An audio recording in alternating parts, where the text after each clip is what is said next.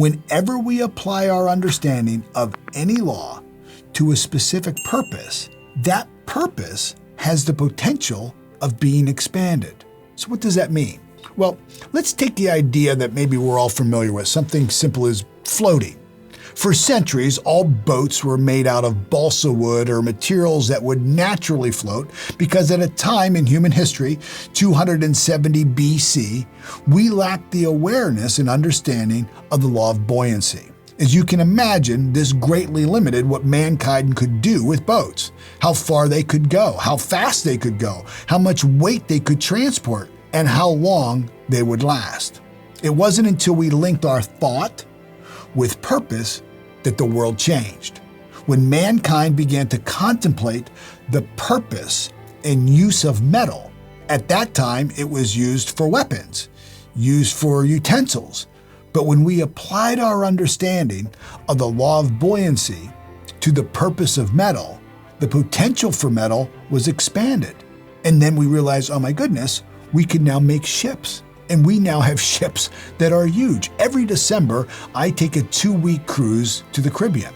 I've been so many times now that I don't even get off the ship. And why would I? The amenities of the ship are amazing.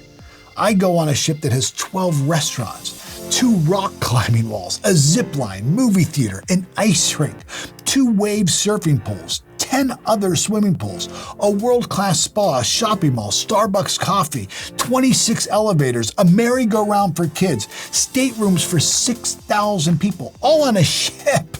So, when you are driving to the port, you can see the ship for a mile away. It's massive.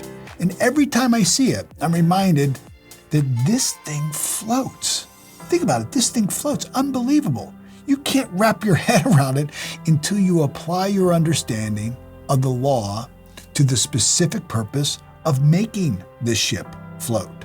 And then, boom, it all makes perfect sense. Now, a really important part of this lesson is that we did not discover the ability to float things heavier or denser than water through the contemplation of the sinking of things.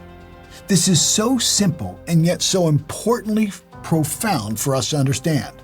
The focus was not on sinking, the thought focus was on floating. When I learned this, I had to examine my life and take a really good hard look at where my focus was. Was I a contemplator of the sinking of things, or was I a contemplator of the floating of things? And you know what? Well, of course you do.